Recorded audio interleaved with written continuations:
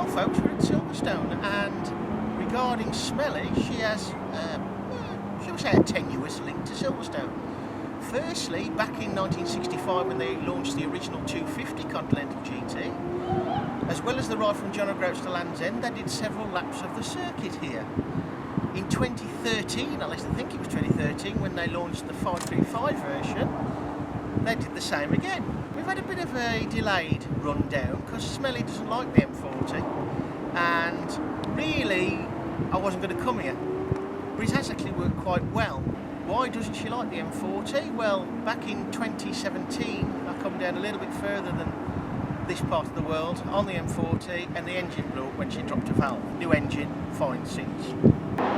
Today's problem involved the clocks. Now, Smelly is a bit more buzzy than a Bullet, but not quite perhaps as buzzy as a Himalayan.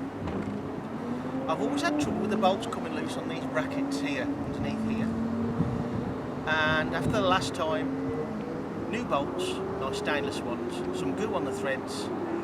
But today, down the M40, I noticed the clocks were wobbling. It wasn't the bolts this time, it was actual brackets. Both of them have snapped, so we've patched it up. We've got two RBR locations to visit today. The first one is about 34 miles away from here. It's actually worked out quite well coming the wrong way, and a bit of history of course. So the first one is in Buckinghamshire, and your main clue is male flatulent mill. Male flatulent mill. The clock fix is working well. We're about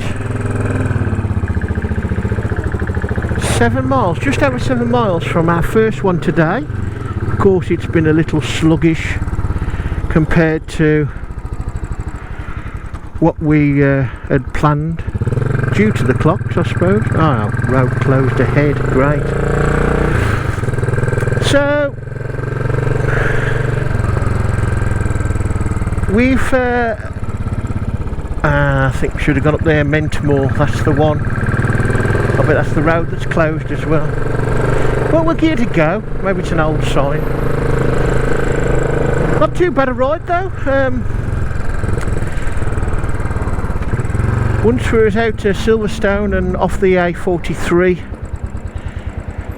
followed our nose a little bit, which mostly worked actually, and much of it is the planned route that I rode down, I don't know, a month ago, maybe a little bit more. Well, we'll see about this road closure, because the original trip down here would have been on Webley Mark II, but then we had the petrol tank leak, so I had to sort that out, which on the day I was supposed to come down here I fetched the new tank from a certain independent Royal Enfield parts provider, which we shall be going to later because it's sort of on the way back. Mentmore. Okay, right.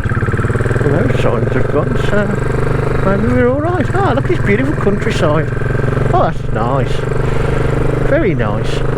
So it hasn't been too bad. We got down here, certainly once we got to Buckingham itself, we were following the plan from a month ago. I think it was a month, because the week after finding the tank and picking it up, the next week I spent the day, my spare day if you like, that week, putting the new tank on. But Webley's been held back for longer trips. This could be Smelly's last round Britain rally outing, but we'll see. We'll see how we get on, but certainly for the longer trips over 2 or 3 days it will be a Webley job. Once we've really got off the M40 and things like the A43, it's been lovely. Road surface is a bit iffy, but the countryside has been nice. Right, we got a junction coming.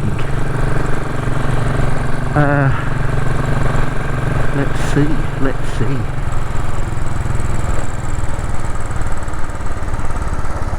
okay. Well, I suppose straight on. I was going to say, if you, there's the closed road. If you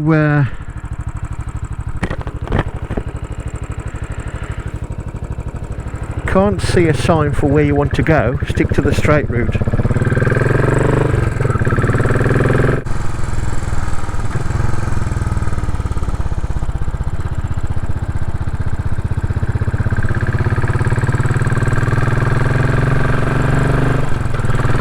This run should have been a little bit more relaxed, and it is really now, but of course the delay with the clocks and nattering, which must have took an hour, I should think, seemed like it, sort of has meant, oh, that's better, look at that, nice bit of tarmac carpet, very new tarmac carpet, so we better watch for the oily stuff, but that's nice.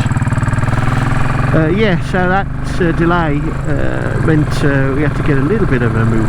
Not much really, but if I do want to make a certain parts provider for Royal Enfields, I can't hang about too much, although we've got over 4 hours yet to get back to Lapworth area. Can't think for the life of me what is Chadwick End, there we go, near Solihull. So hopefully we'll have enough time for that. I don't even know if they got the parts, but the plan was to go back via A roads and Stratford upon Avon, which can be a real pain. So I think we'll scrap that idea to go and get the parts, which will mean M40 again. This is very nice. Very nice indeed.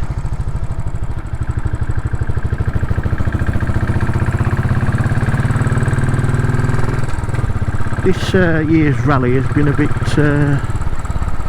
right, are we going to Cheddington? Yes, main road. Ooh, nasty bend, pal, but get on with it. But could have been a lot worse, I suppose. Oh, nice, very nice. Nice place. Don't suppose I get to Buckinghamshire very often. The Stag. Ooh. But last year's trip down these parts, some of that early on today, approaching Buckingham, was exactly the same. So it's the idea of this, I think, for many, is that you probably go to places and on roads you wouldn't normally go. Now this year for me it has meant a bit more motorway to get going, sometimes to get back, and sometimes both. But it does seem to be sod's law, I suppose, that some of the quieter roads, when you're getting closer to the locations, have been the same as last year, in part, not in full.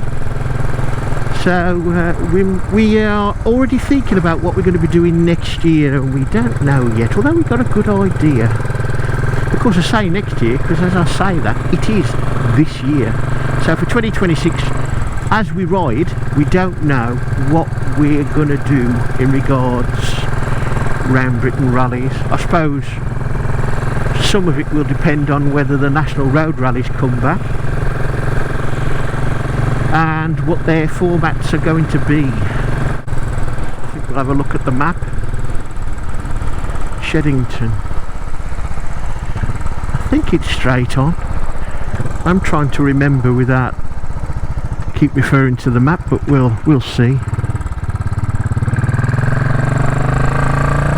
Pull over here. We can carry on up here, turn right. That'd be fine. And the location as listed is Ivinghoe. There's your next clue. And if you want, shall we say, a little bit of a giveaway clue, at least in part, it's actually near a pitstone. So we just go up here and turn right, and we ain't far away. It would have been nice if we could have found a little tea room. It would have been nice. There is a cafe at the museum at Silverstone, but I haven't really got that far in today's journey. A bit bumpy around here. I haven't really got that far today's journey, so we gave that a miss, although there are motorbikes in there.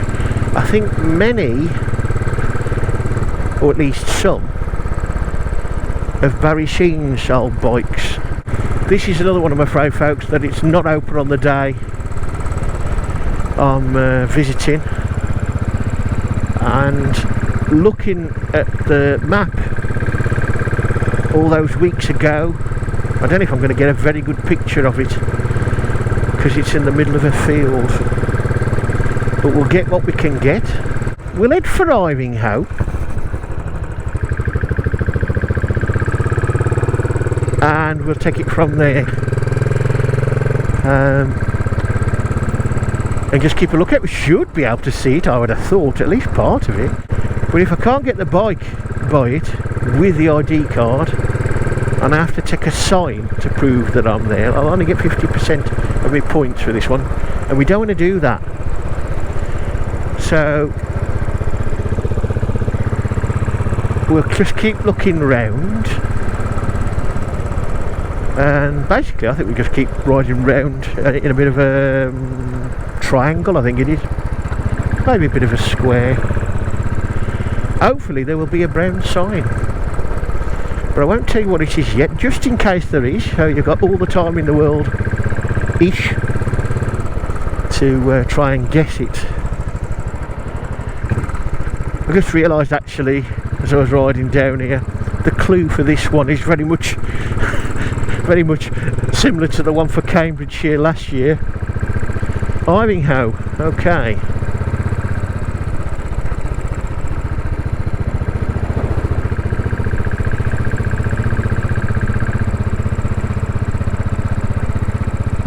Well,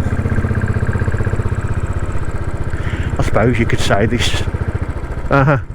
The pharmacy name gives it away, folks. Alright, let's have second gear at least. Calf. Open? Not? Yes, no? Yeah, it'd be nice to stop at somewhere to set the camera up nearby and have a brew. But wanted to get the first one out the way first.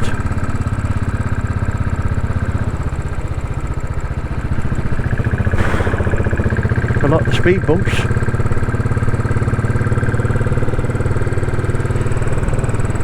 Okay, Ivinghoe Beacon, Whipsnade, Town Farm.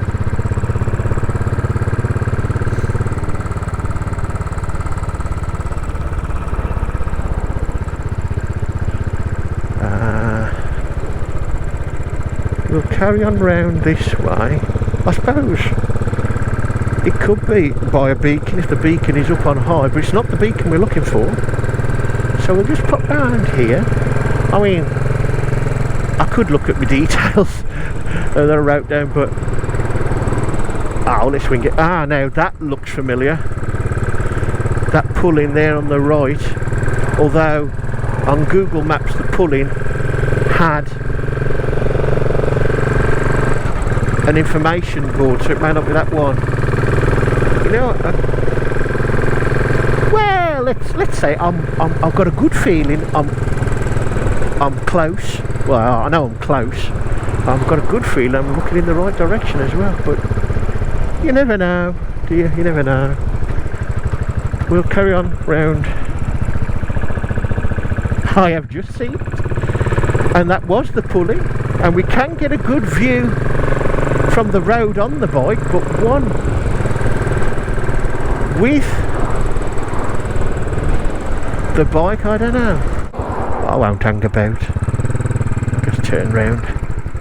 I think we might be able to get a picture just up here on the left. Let's have a look. I think I need to adjust Smle's clutch a little bit. There we are, that will do nicely. May not stand out very well with the GoPro, but in the middle of the field. Pitstone Windmill. The mill dates back to at least the 17th century, although the exact date of construction is unknown. 1627 is the oldest date found inscribed in the structure, but this may well have been the date of a repair. It has had several owners over the years, but to secure the mill for the future, in 1963, with the mill in quite a state of disrepair, although being in the hands of the National Trust since 1937, a committee was set up to raise funds to renovate the mill, and by 1970 it was once again grinding corn. The mill is still in the hands of the National Trust.